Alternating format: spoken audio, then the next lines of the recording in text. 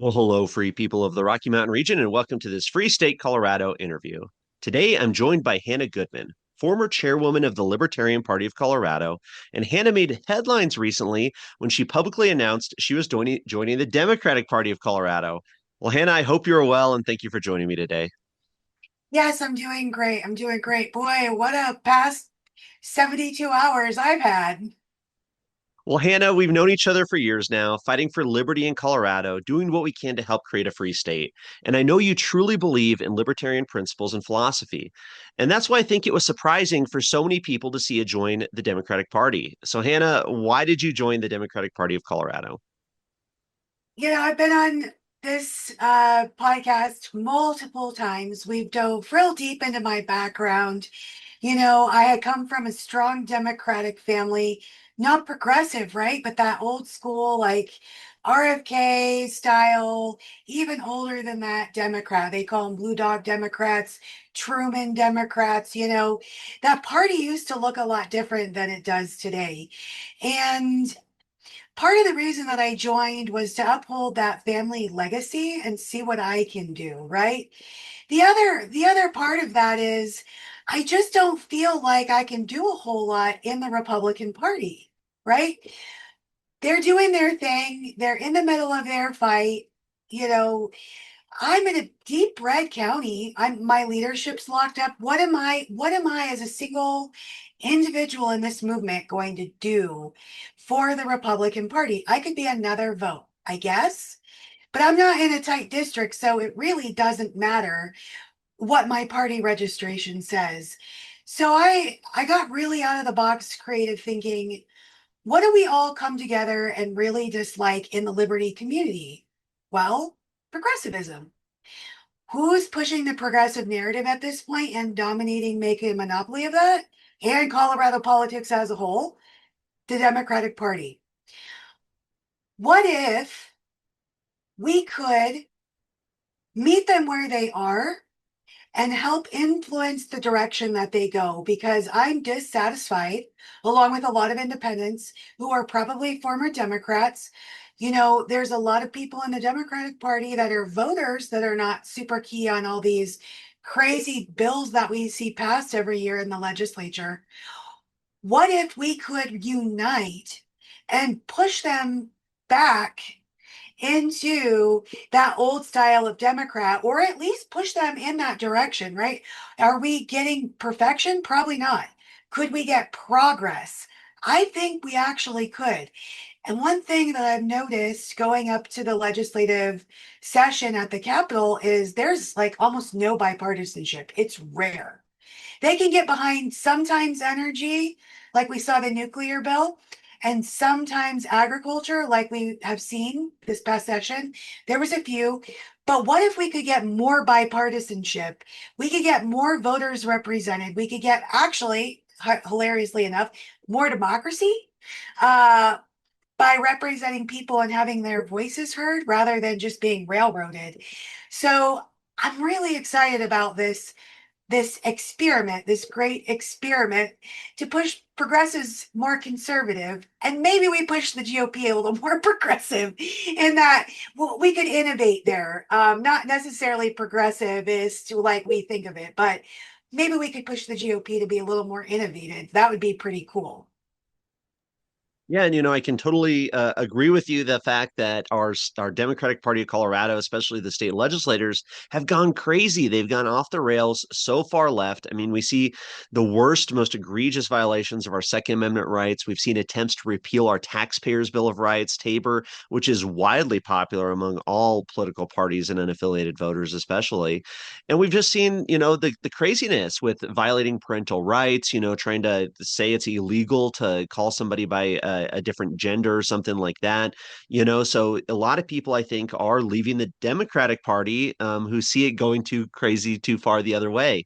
And just a recent Magellan Strategies poll from only a few months ago showed that the approval rating for the Democratic Party is about the lowest it's ever been here in Colorado, at least since this Magellan's had started asking that question, which I think, gosh, has almost been 10 years that they've been asking that question about do you approve of the direction of the Democratic Party?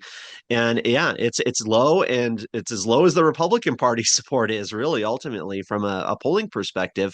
So I think it's a really interesting strategy. Hannah, you mentioned how the Democratic Party controls, they control the statewide offices, they control our state legislature, they control so much of the politics of Colorado. So if you can join them, be part of what they're doing, and actually moderate them and move them in a more pro-liberty direction, that might be an effective strategy, I think. But what kind of responses are you getting from people as you've made this grand experiment? So what I'm saying is on the right, people who don't know me, my relationships, people know me, I'm very on the table. And I've had a lot of, I wouldn't know about support is the right word, but they're like, okay, let's see what you can do, cowgirl. The pushback from people who don't know me is wild. I'm joining the Democratic Party to make money. I've never made money in politics. P.S. I'm literally the poor of the state. Nobody's offered me any money. So that's interesting. Or I'm selling out or things of that nature. I'm definitely not. I'm just saying I want to try something new.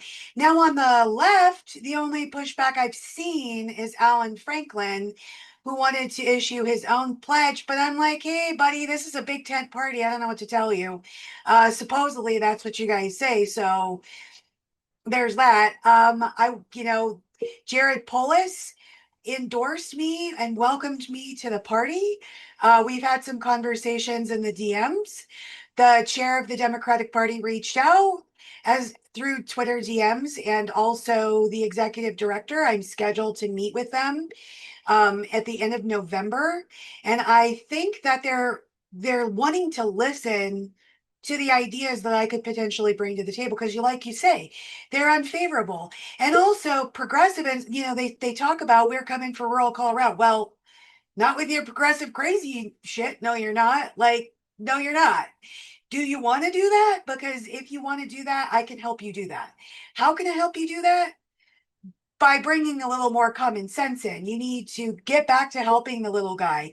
You need to get back to supporting rural, America in general. We have this coastal progressivism, and it just doesn't really fly in the middle of America. If you really want to represent people out here like the Democratic Party used to, well, you're going to have to listen to me, and it's worth your time and energy to speak to those voters, but it's also worth their time and energy to improve those polling um, results.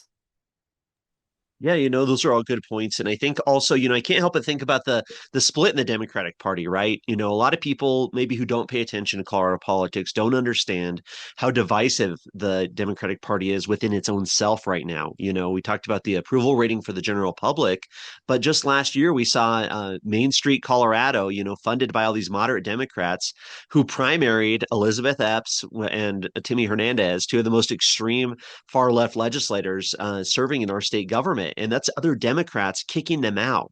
We've actually seen big efforts and big money spent by this new group, the Opportunity Caucus, which is getting the ire of the more progressive wing of the Democrat Party. So it seems like there's these moderates within the party. And I wouldn't necessarily consider them moderates. Don't get me wrong. I know a lot of my viewers would say, well, they're still not moderates, So I understand that. But within the party themselves, they're definitely the more moderate faction. And there seems like they want to purge at least a lot of those far left, more progressive kind of radical types, at least when it comes to specific issues like Israel, for example. That's a big thing with all the political parties, it seems. But, it's interesting to see the split and kind of how things can kind of the future of the Democratic Party of Colorado is still up in the air, right? Where you have the far left progressives trying to gain a foothold. You have the big moneyed, more moderate types really pushing back on that. So, I mean, what do you think from a pro liberty perspective? How can you use that split to kind of shift the Democratic Party of Colorado to make them more pro liberty in general? Generally, I seem to be a disruptor to the political landscape, and that really is my goal. So, as chairwoman, we came up with this vision of chairwoman of the LPCO. We came up with this vision to radically change and reshape the political landscape of Colorado. And effectively, I did that with my team, including you. And I would like to take that and apply it to the Democratic Party. How can I get a foothold? You know, I had a reporter tell me that in person speaking with me, I'm incredibly charming and I can most likely get my own way on a lot of issues just because I appeal to reason. And when you're one on one with people, you can absolutely appeal to their reason. Collectives, no, not so much, as we've seen throughout history. But if you could get in the right door with the right people and get them to agree on at least one objective, you can coalition on that objective, and you can effectively bring unity on one or two issues. For me, it's rural Colorado, so that bleeds into things like energy, ag, water rights, small business, small farm, all of these types of things. And I think it's going to be really interesting to see how much the Democratic Party, in their tenets and in their practice, want to actually come to the table and work on these issues that, they're just a mess out here. And we can no longer just do that. We're railroading over you. Politics is cyclical. One moment you have this majority and you can hold it, but only for so long, and then that wheel turns. So I believe we're on the cusp of wheels turning. What can we do to leverage the landscape at that point for liberty? That's really the goal. Yeah, no, that makes a lot of sense, I think. And, imagine, viewers out there or people, if we had the Democratic Party and the Republican Party kind of united around, say, protecting our taxpayers' Bill of Rights, right? Or promoting transparency in government, all our open meetings and open records laws, the sunshine laws. So there's certain issues I think that are really should be nonpartisan or bipartisan or whatever you want to call it, where people can come together because it's better for the people, right? It's better for the people of Colorado. So, kind of having an influence within the dominant party of Colorado might be more impactful than if you would have joined the Republican Party, right? And then you're like, okay, we're already in the minority. And you're used to that in the Libertarian Party. You're used to, sure, there's things you can do, obviously, but, there's not as much power there. So, going to where the power is and seeing what kind of an effect you have, I think it is a noble goal. I think it makes a lot of sense, and it brings to question too, like what is the future of political parties, generally speaking, right? We've seen attempts by big money people like Ken Theory and others to kind of shift our political system away from really relying on political parties. And especially with most Coloradans being unaffiliated, a lot of people are just tired of both the parties. A lot of people don't see the need for the political parties like maybe there used to be in a different political landscape. But if somebody's in a deep blue, maybe they're a libertarian minded individual and they live in deep blue Denver, for example, what are you going to do? Are you going to join the Republican Party and be have no voice, or you could join the Democratic Party and still have a voice, and maybe you can get a victory for liberty here or there? I mean, what would you say to maybe libertarians or people who believe in freedom who are in those situations, who are maybe stuck in those blue counties or blue districts? What kind of advice would you have for them? You miss every shot you don't take. And I'm not content to sit on the sidelines and watch the game being played. I'm also not content to do the same thing over and over and over again without having any results. That's the definition of insanity. So why would I want you to do what I'm doing? Because even one small voice has a lot of power. And if you can align it where the power is, you have even more chances to be heard and get those ideas implemented. I did consider switching independent because I would like to represent those people. I didn't really see a path to victory there yet. Not that I never will, but it's just not there currently. So if you're a liberty leaning Democrat, you're a libertarian leaning in a blue district, absolutely get involved. And I really do think, and in some ways I understand the walk away movement from the Democratic Party. Yeah, who wants to be lumped into a group with whatever you deem as being bad? But at the end of the day, that was more harmful than it was good because it literally just handed this apparatus, this party, unopposed to these people who now control it and control Colorado politics. So even if, especially if you're a libertarian, you love to be opposition, that's who you are as a person, that's where your opposition is most needed. No, we're taking this party back. We're bringing it back to common sense, fiscal responsibility. We're coming back to American founding ideas. Truman Democrats are pro-gun. They're low tax. They generally support Tabor because it is the will of the people. And so I do think there is a place and a voice for people just like me, just like us in this specific party. And I think it's worth a shot standing and fighting. Awesome. I love it. I love it. That's a great information or great strategy, great ideas. I think it makes a lot of sense for a lot of people, for yourself included, to be kind of leading that charge. I guess do you think, I guess, what do you think the chances are, I guess, of purging or pushing out some of the more communists or progressives or radicals out of the Democratic Party? Or, how do you see that playing out in terms of being able to bring that party back to to more like you said, American founding values? I mean, that's I think one of the criticisms people might say, right? It's like, oh my gosh, no, they're too far gone, it's too crazy. They're all radicals, they're all communists. You're fighting a losing battle. I mean, what would you say to those people? Well, I would say it's either this or a civil war at some point. I'm a mother of three boys and one daughter. I don't want to see civil war in my children's lifetimes. Do I have a high chance? Well, it depends on how much time I want to dedicate to it. So I would say in the long run, I actually do have a pretty damn good shot. I have a lot of energy and I got a lot of time. I think I'm going to retire from politics at like 85. That's my goal. I'm going to be 38 tomorrow. So that's a lot of years to work on this. So eventually my odds start really going up. I actually do think I have a chance to affect some policy right here, right now.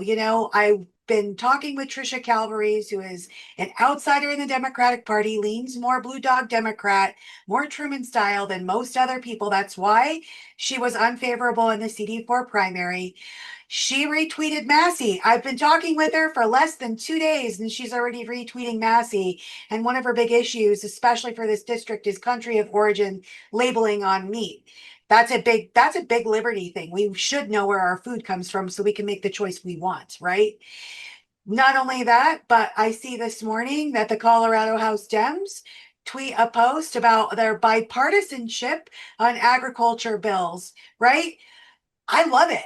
Yes, I'm going to reward them for that post. Yes, I'm going to reward you for the things I want to see in your messaging, and I'm going to fight you on the things I disagree with. So we're 72 hours in, and these are two small little incremental things. In the long run, if I could get small incremental things once or twice a week, we're going to be doing great. Wow. Yeah, no, great points there. And I guess final question too, Hannah, where do you see the Libertarian Party of Colorado going? I mean, obviously there was this change in leadership, I guess the more with lack of a better term, almost the more conservative faction kind of lost, part or that I'm part of too, the Mises Caucus and this and that kind of lost power to what a lot of people would say are the more progressive or more left leaning kind of wing. And that's very general, folks. I mean, it's very general. There's a lot of nuance to it. There's a lot of specifics there that don't necessarily how we have time for or that people would be interested in for inter-party dynamics. But generally speaking, Hannah, where do you see the future of the Libertarian Party of Colorado with this change? They're going to make it what they want to make it. We together have handed them such an interesting lever, and I really think that they're going to try to discredit it, but they can never undo the work that we did together. They can never unstop the things that we did. It's made history in that specific party. And you know what? If it takes 20 more years for somebody to come along and pick that up, well, we laid the groundwork, right? I think that they're just going to go back to their irrelevancy. If this is the path that they want to go down, their usual status quo, well, their usual status quo got them absolutely nothing except ignored.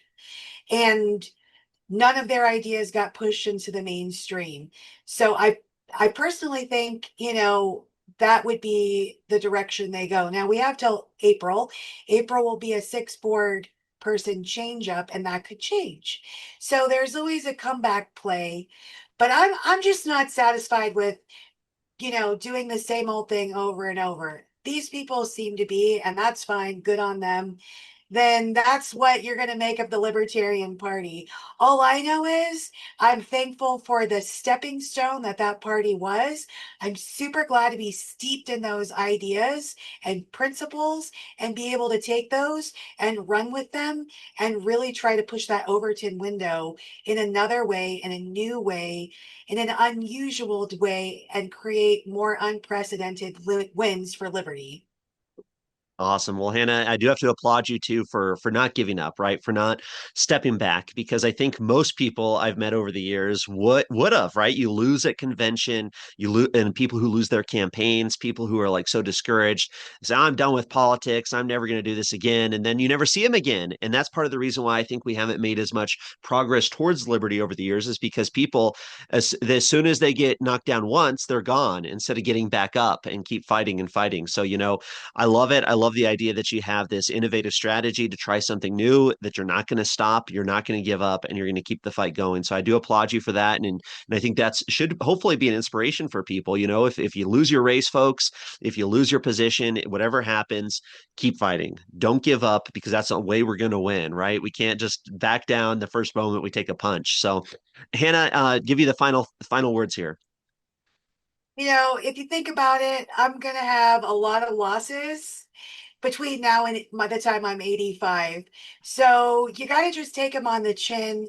And I definitely believe in that adage of don't die on your knees, stand and fight.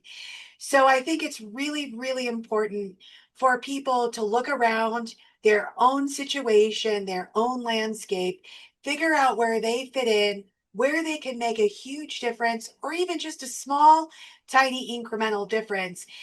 Take your losses with your wins. You're going to lose a heck of a lot more than you you're going to lose a lot, heck of a lot more than you win.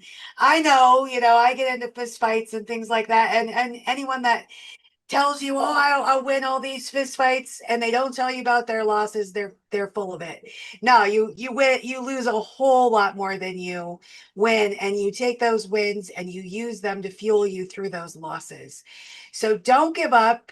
No, I'm not a communist. I just want to see the Democratic Party return to its roots, conserve those old traditions, come back, support the Second Amendment, support small taxes, support little workers, small people, give a democratic voice to all kinds of people who otherwise wouldn't have it, but also through the voice of liberty. So that would be my final thought. Awesome, Hannah. Well, keep us up to date. If there's any developments or any news, please let me know. Happy to have you back. Thanks. Awesome. Well, take care. Bye.